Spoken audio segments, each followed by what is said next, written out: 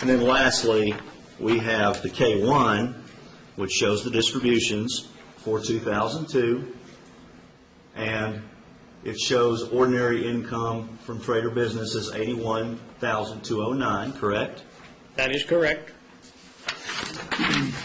And then on line 20,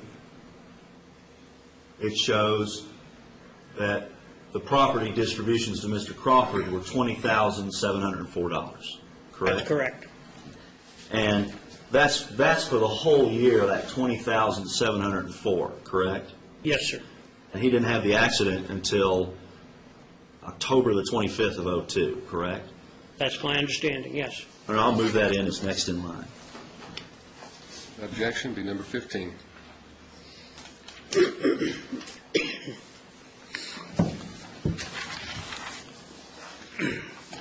Now, I wanted to focus for just a moment on this exhibit, which purports to show some of the actual earnings after the accident. And in the last 2 months of 2002, after the accident, you actually have Mr. Crawford at a loss of $6,136, correct? That is correct. And that is done by your normalizing process. Is that right? That is incorrect. That minus $6,000 is based on my actual accounting, my firm did it, of Mr. Crawford's business records for the last 2 months of the year. Well, let me show you what I will represent to you is a document that Mr. Crawford himself prepared in this case back when I took his deposition in August of 2004. And as you can see, this is income from 10/25/02. Your Honor, I'm not sure if this has been properly authenticated. I'm asking him about it. Objection. What's the basis of your question? Your Honor, this is a document that Mr. Crawford prepared. It was made an exhibit to his deposition. I'll be asking Mr. Crawford about it, so I will link it up then. And I wanted to ask this witness about it, subject to that. Do you dispute that this was a document from his deposition? I don't know whether it was or not. Overrule objection. Now, assuming, Mr. Mensel, that this is a document that Mr. Crawford prepared, and that will be shown later in the case, then he has income, as you can see, in November and December, the last part of 02 after the accident, of $21,701. You see that? I see that number. And that's based on his receipts. But you have him at a loss of $6,000 for the same period. And that just doesn't seem to gel. Can you explain that? There's several things at play here. One, if those are receipts, that's revenue before any expenses. So that's one issue. No expenses have been deducted. Second thing is most of that revenue is part of the revenue earned before the accident that I added in to pre-accident earnings because Mr. Crawford had done all the work. People just hadn't paid him. So all the expenses connected with that revenue are deducted pre-accident. We want to match revenue and expenses. Otherwise, you don't really know what somebody made. So the fact that these monies came in as deposits doesn't mean they were earned. And in fact, they weren't earned, according to the banking records in my discussions with Mr. Crawford. And that's part of your normalizing process, is if there was a contract before the accident and you determine that it's earned before the accident, if it's not received until after, then you take it from after and you put it in before. That is a typical normalizing adjustment, and I did do that in this case. Okay. All right, I'll move that in as next in line for identification. All right, identification purposes only at this time, be number 16.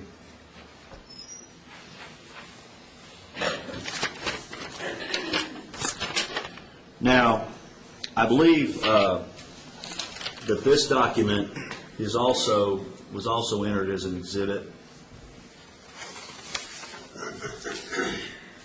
This is number 7, Exhibit 7. And this is the one that has the figure of $2,326,000. And this is a document you prepared, right? That's correct. And this is taking the normalized income and projecting it out as though the accident had never occurred, projecting it out all the way to Mr. Crawford, the end of Mr. Crawford's work life at age 65. Is that correct? That is essentially correct. Okay. You don't know what he will actually earn for the rest of his life, do you? I do not know what he will earn past the accounting that I did. And that ended when? 3 months ago? October 5th, 04 was the last documentation I had at the time I did the accounting. So Mr. Crawford could earn more than this throughout his life, or he could earn less. He could earn more, he could earn less. You just don't know. I do not know.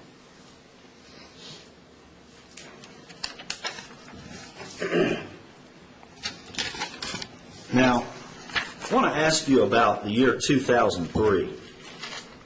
You have 12 months actual, $14,372 in 2003. Is that correct? Yes. And have you looked at the 2003 tax return? Yes, sir. Now, I know you said that you only looked at the architectural practice, but Mr. Crawford had other areas of business that were done under the umbrella of TRS. Is that correct? Your Honor, I think we need to approach on this issue. That's all right?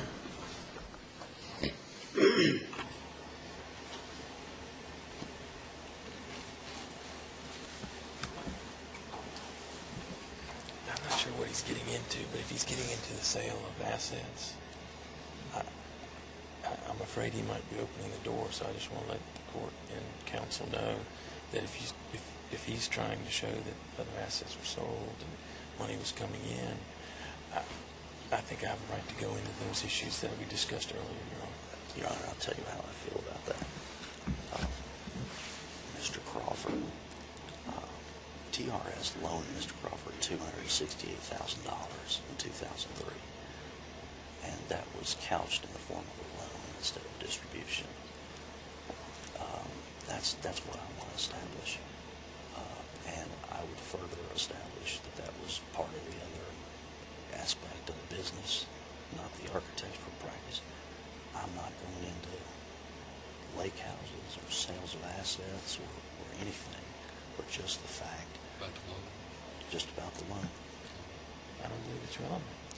It's not about his architectural business, and what we're here to talk about is his loss of income as it relates to his architectural business. No, that's not what we're here to talk about. We're talking about lost earning capacity. Well, but he didn't earn income. It's not earning capacity as I see it. It's from sale of assets.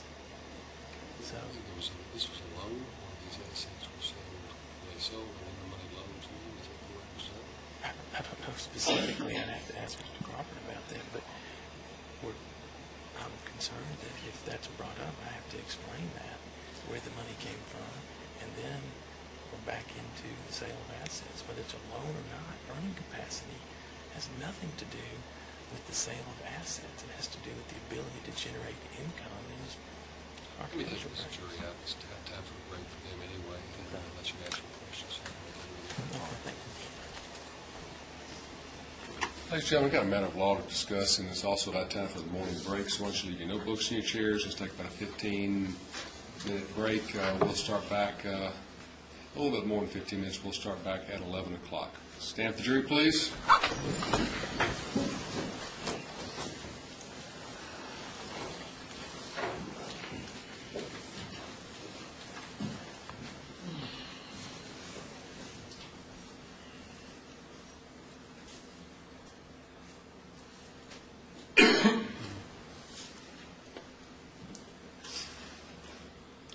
Be seated, please.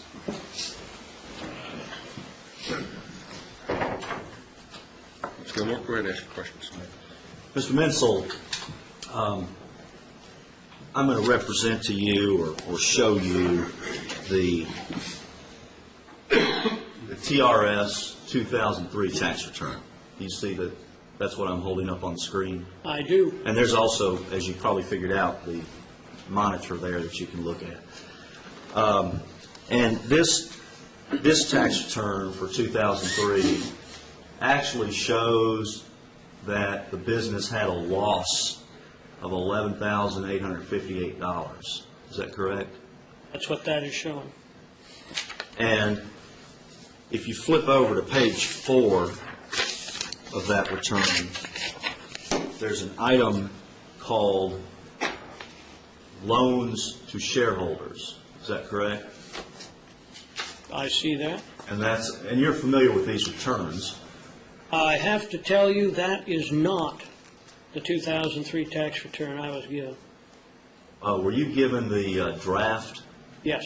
Okay. Well, assuming that this is the final 2003 tax return, then loans to shareholders in this case deals with just that, doesn't it?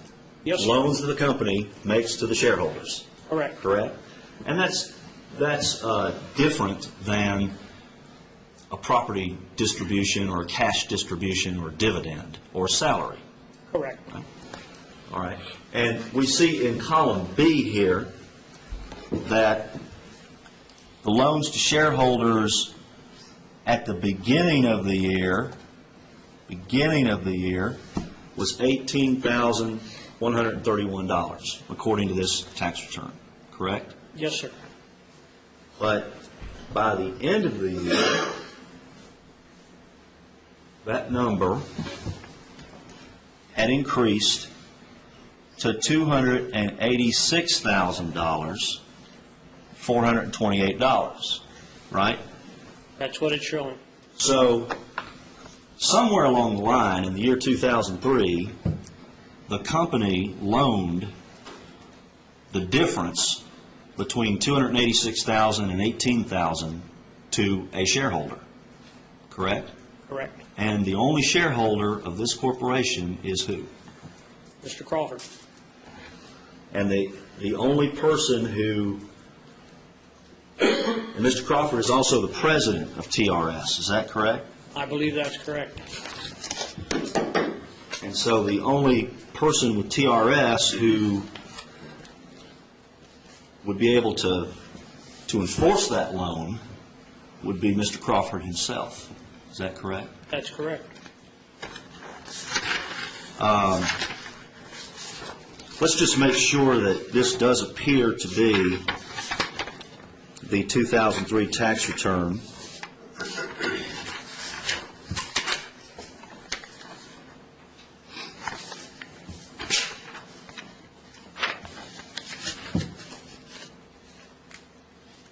I may have gotten it out of order a little bit.